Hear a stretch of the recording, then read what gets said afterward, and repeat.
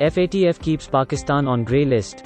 The Financial Action Task Force (FATF) has decided to keep Pakistan on the grey list till the next review of its compliance to the recommendations in February next year.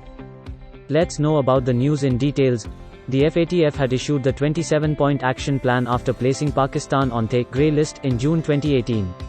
The action plan pertains to curbing money laundering and terror financing. Recently, the Task Force's International Cooperation Review Group (ICRG) noted that Pakistan had complied with 21 points and failed to fulfill 6 of the 27 mandates given to check terror funding. Pakistan has failed to deliver on action against non-profit organizations linked to terror groups banned by the UN Security Council. It has also seen delays in prosecution of banned individuals and entities like Lashkar-e-Taiba Chief Hafiz Saeed and Operations Chief Zakir Rahman Lakhvi, as well as Jaish-e-Mohammed Chief Masood Azhar. Pakistan was found non-compliant in cracking down on terror financing through narcotics and smuggling of mining products including precious stones. The FATF process also showed concern about the 4,000 names that were on Pakistan's Schedule 4 list under the Anti-Terrorism Act up to January but went missing in September 2020. Pakistan's position will be up for review in the next meeting of the FATF to be held in February next year. What are the consequences of being in the FATF grey list? A country put in the grey list may face economic sanctions from IMF, World Bank, ADB, etc. The problem in getting loans from the IMF, World Bank, ADB, and other countries. Reduction in international trade. International boycott. Reduction in bilateral and multilateral trade. Adverse effect on the balance of payment and remittances. What is the Financial Action Task Force (FATF)?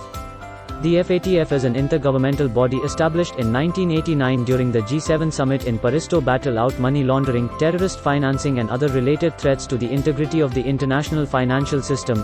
Its secretariat is located at the Organization for Economic Cooperation and Development (OECD), headquarters in Paris. The FATF currently has 39 members including 2 regional organizations, the European Commission and Gulf Cooperation Council. India became an observer at FATF in 2006. Since then, it had been working towards full-fledged membership. On June 25, 2010, India was taken in as the 34th country member of FATF.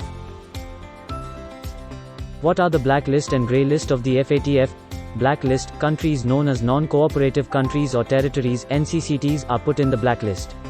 These countries support terror funding and money laundering activities. The FATF revises the blacklist regularly, adding or deleting entries. At present, there are only 2 countries on the FATF's blacklist, North Korea and Iran. Grey list: countries that are considered a safe haven for supporting terror funding and money laundering are put in the FATF grey list. Grey list is a warning given to the country that it might come in blacklist. Thank you. For more videos, subscribe to beandby IAS and press the bell icon to never miss an update.